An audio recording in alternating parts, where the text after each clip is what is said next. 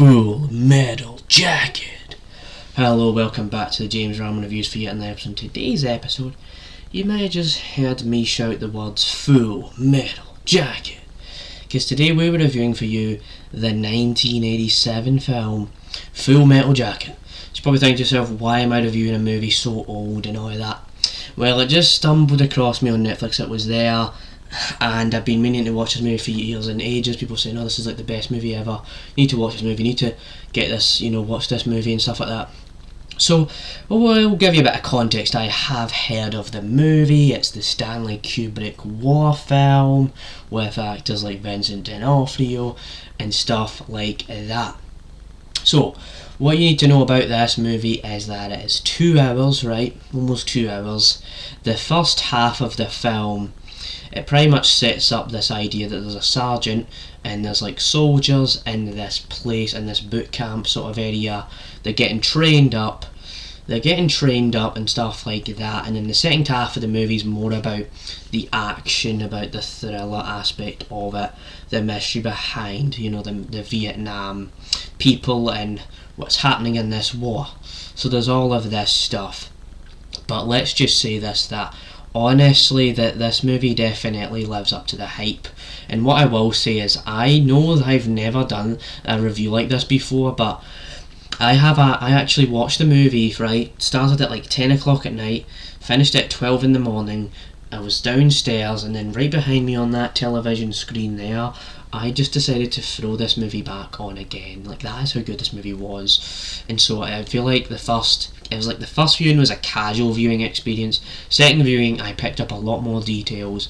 So the first thing you got to know about this movie is the Vincent D'Onofrio, villain arc in this film. It's really remarkable how this movie uses a lot of cinematography, a lot of imagery, a lot of dialogue to set up the fact that Vincent D'Onofrio is actually a bad guy in this movie. And the reason why you think that is, you watch the movie the first time, right, you're like, he's just a guy being made fun of for his weight and how he's a fat guy that's a loser, he can't be doing anything reasonable with his life.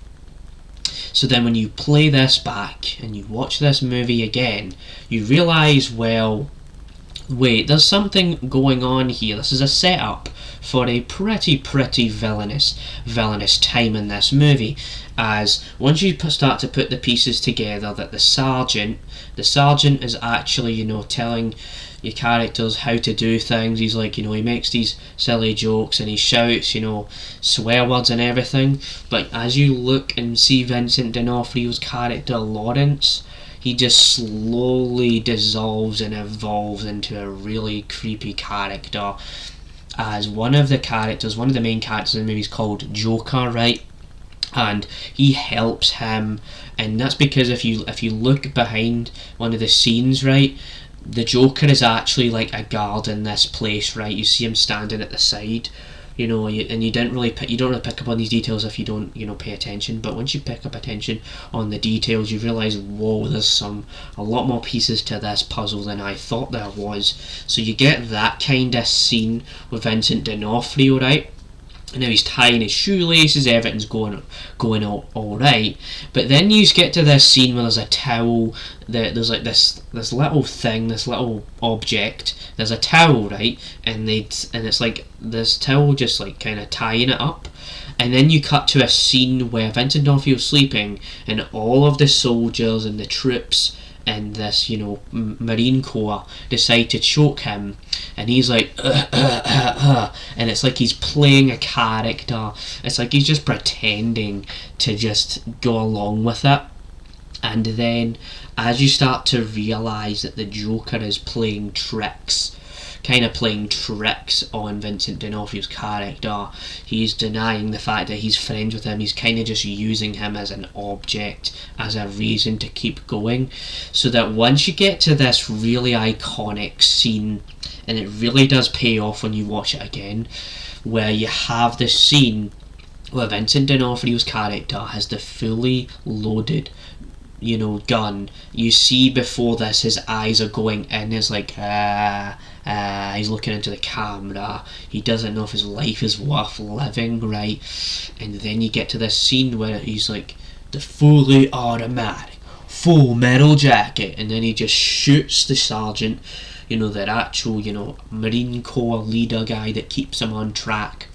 But then after that, right, he sits back down on the toilet and proceeds to pretty much shoot himself in the head. And you're just like, wow, that is interesting how we were just the movie starts off with the comedic bits about how, there's like these army songs and all of that, and like, I don't want a teenage queen, me and my M14 is a dream. Like, you have those kind of songs.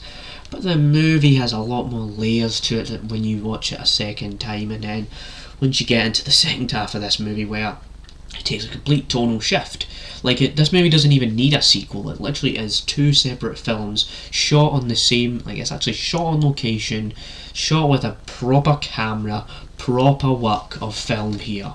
And so you get to these points where you start to see new characters, and then you figure out these ideas that the Joker was a journalist, and how they're trying to get opinions on the Vietnam War and everything, and how everything just crescendos and builds upon itself. And some of the narration work in the film is just really good too, since it's actually elaborating on how the main character feels, and you get these symbols of, how the Joker, he is a guy, it's on his, on his army helmet it says "Born to Kill," right, and then he's got a peace symbol on this side or that side of his, uniform, and you're just like, okay, there's some, interesting symbolism in the film. So there's a lot of elements in this movie. It's really good. I mean, obviously you got to talk about the acting, but just literal scenes are just immaculate cinema to its initial core. It just absolutely works on a story level, works in the action sequences.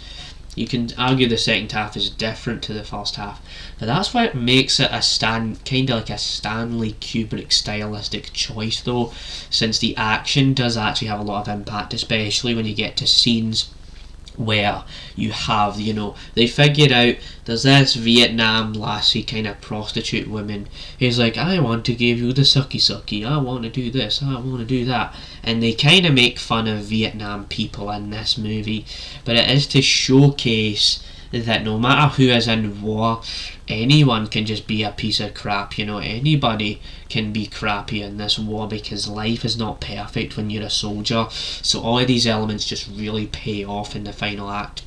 And then obviously there's a scene where they're shooting these bad guys. They don't realise until later on in the movie, the last 10 minutes or whatever, you start to see how one of the Vietnam ladies was actually a sniper. And if you don't notice it, right, there's like this, first person shooting shot where there's a sniper, you don't know who it is, then you go and you realise, okay, grab me into the screen and realise, well, yeah, no, this is the women that they were actually, that was a part of this whole thing. So you could argue there's about 3 villains in this movie. The sergeant is an arguable villain, but Vincent D'Onofrio definitely has more of a villainous arc. But the sergeant, you realise the sergeant isn't all that bad, he's just doing his job. And then Vincent D'Onofrio obviously takes a change, because obviously his weight is just not, the weight he carries with his depression, the weight he carries with his own self, everything like that. I mean, even if you want to talk about that, going back to that scene before they go into the toilet where it says head, right, and it has like this chief operator or whatever, and you see head, it's like, oh yeah, the head's gonna blow off in this room. Like, yeah, that's really good stuff here. And I could go on for days about this, but there's also just other scenes in this movie that, honestly, masterpiece film. More of a deep dive review, a lot more spoilers in this video, and I think if you watch this movie 2, 3, 4, 5 times, I think you can pick up on new things as you watch it. So I absolutely recommend this movie, the Full Metal Jacket, 1987 film. Everyone's raved about it. I see why. This is a change of pace. This is kind of more of a classic retro throwback review for you. So yeah, honestly, just like the movie, 10 out of 10. Just the movie really is full of everything, So yeah, That's my review of Full Metal Jacket. So stay tuned for more like this. And yeah, there's so much we could have said, but bye.